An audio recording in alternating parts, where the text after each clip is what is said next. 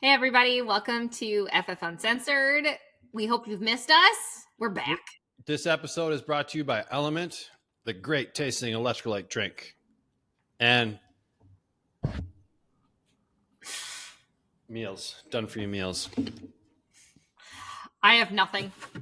I don't think our food is going to be brought to us by whatever I'm holding. Oh, but there's Rue. Okay. So, Trevor has decided. Nothing, go.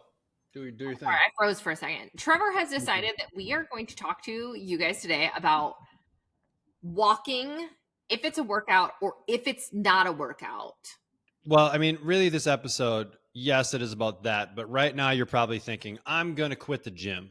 That's what you're thinking right now is I'm going to quit the gym because it is nice outside and I'm going to get some walks in. So that's why I don't need to go to the gym anymore. So we're going to talk about that. So, all right, walking. It is good. There's nothing bad about walking at all. No, but we should probably be doing it all year round, not just when it's warm outside. Correct.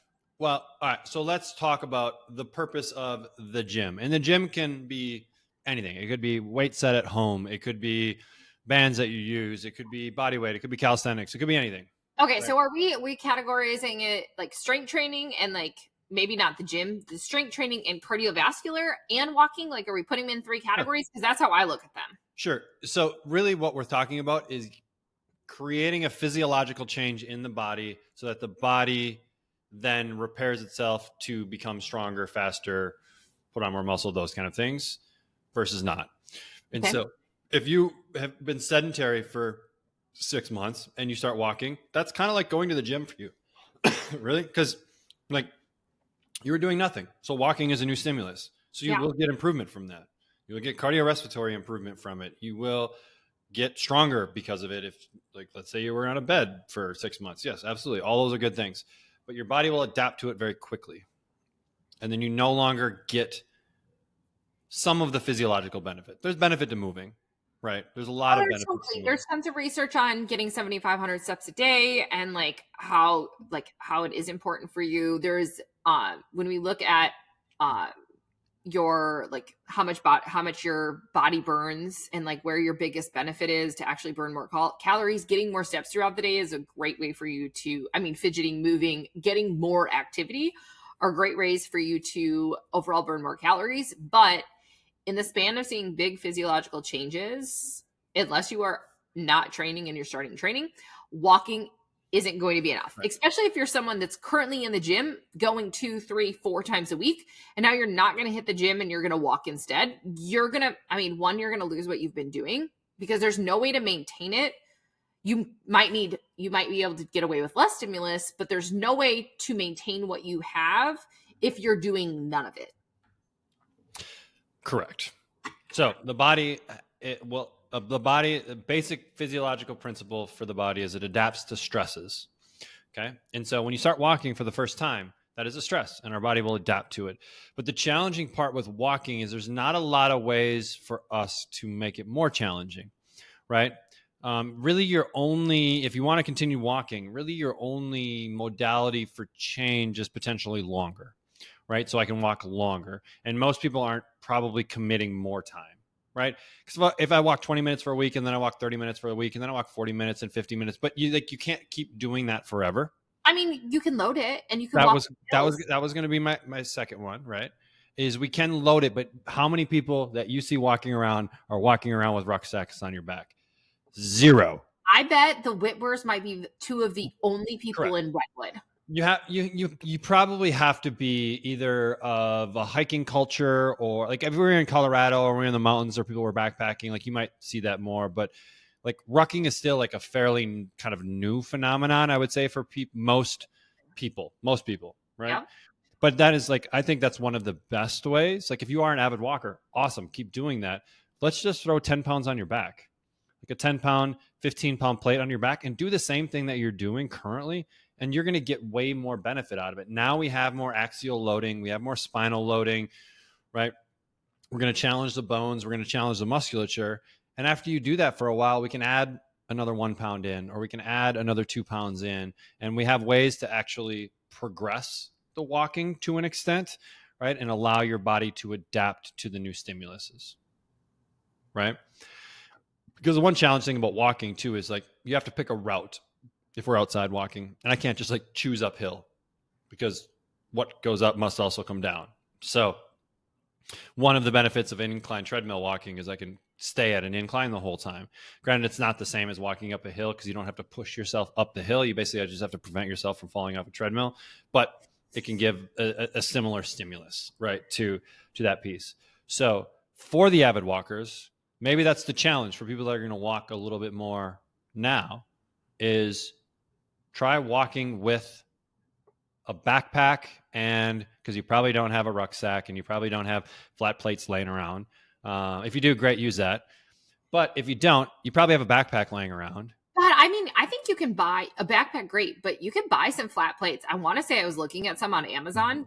Oh, yeah. He's getting ready to do another hunt, and he will wear his backpack, but I was looking for flat plates for him to put in his backpack to load his bag a little bit easier.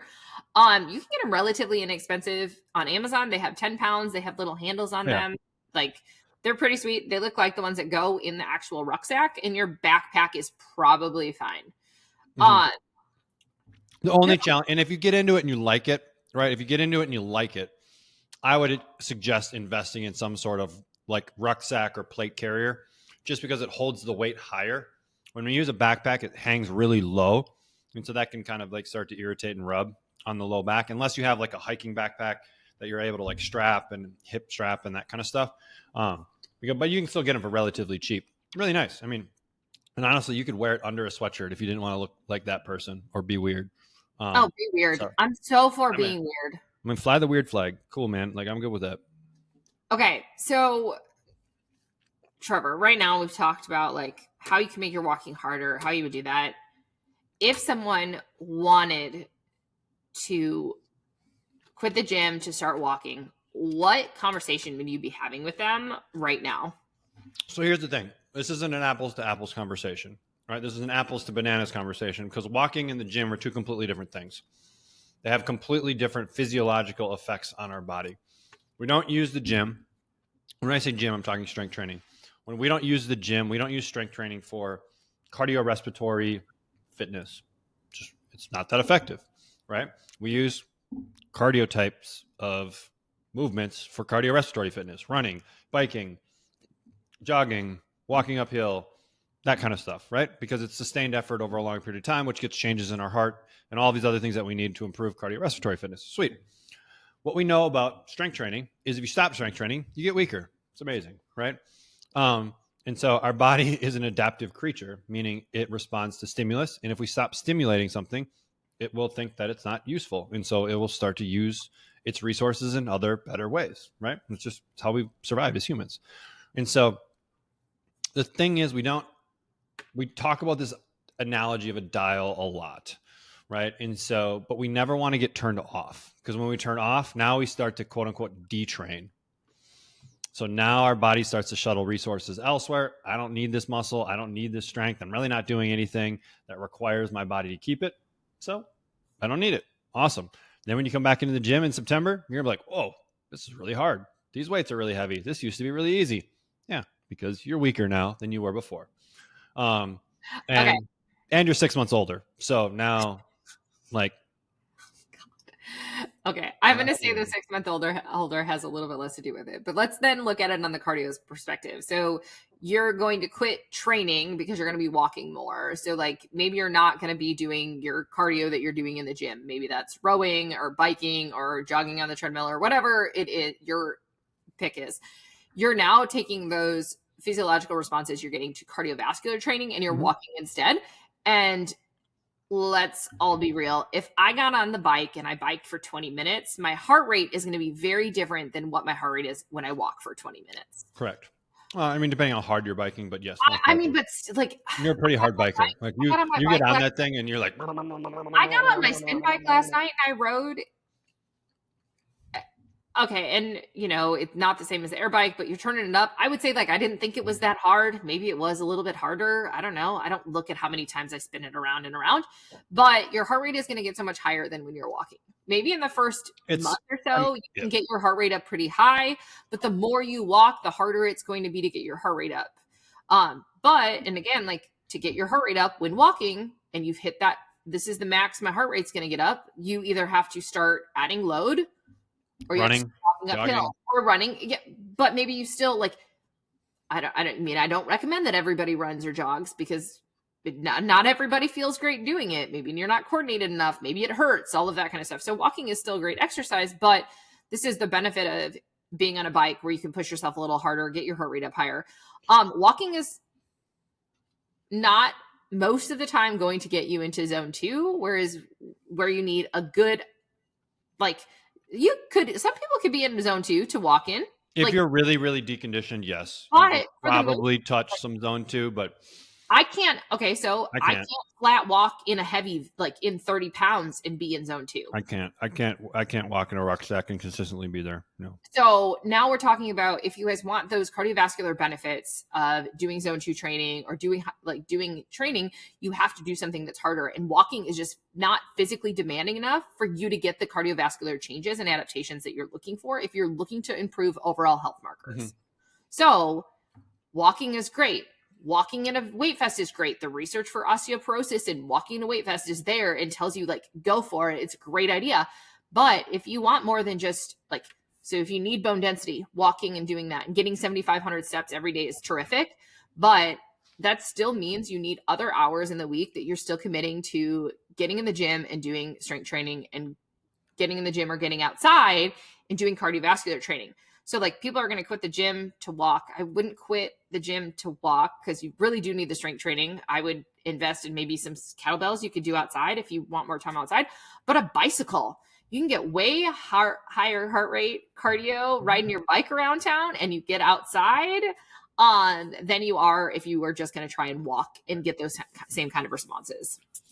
So I think a lot of this to like anything is multi-layered, right? So it's also thinking about like, why do I want to? Maybe walking is a social experience for you. Great. And that's awesome. And we should do that.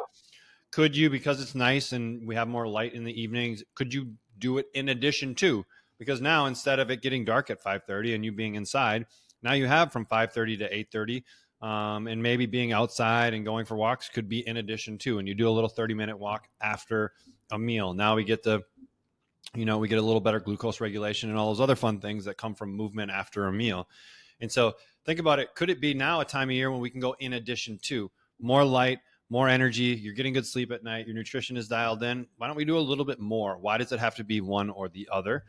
And to be honest, if it was one or the other, I would be like, let's hit our minimum daily, right? Are we getting 8,000 steps a day? Awesome. Let's get some strength training in.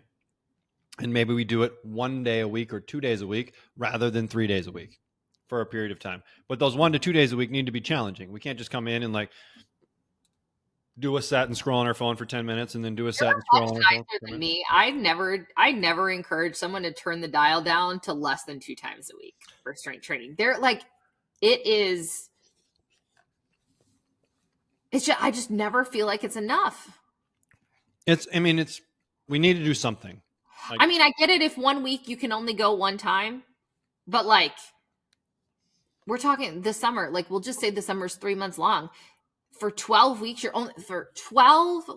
you're going to get 1 workout in a week. So for 3 months, you're going to get a total of 12 workouts. Maybe it's better than 0 workouts. It is. You're right. It's better than 0 workouts, guys. But I'm going to tell you you don't expect to make progress. Like that's the you could still potentially see declines. If in an aging population, if you aren't training regularly and not doing the mobility portion of that on the regular basis. Now we're starting to throw in other modalities. Like I thought we were talking about strength training. I didn't know we were talking about joint mobility and all. No, I talk about all of it. It's all. But it kind of gets wrapped in. It's a good point because many times, at least the workouts we design, right, you're going to have it all, right? We're going to do mobility work. We're going to do stability work. We're going to do balance work. Strength is a portion of what we do, but we do hit all these other qualities, right? And then we're also going to do a little bit of energy system development as part of that as well. And so you're getting a nice, well-rounded piece. And so if you do that 2 or 3 days a week, you're going to be set pretty well. And so I would agree. You probably, if you're trying to maybe not do the gym and you're only doing 1 day a week of strength training, you probably should be doing some mobility work on your own. Do it before your walks. That would be a great time to maybe do a little bit, and even throw in some squats and push-ups and stuff like that right before your walks. And we can get a little bit of stimulus that way as well, especially if you want to be outside. So there's lots of ways to do it, but just don't stop challenging the body is probably a good way to describe it.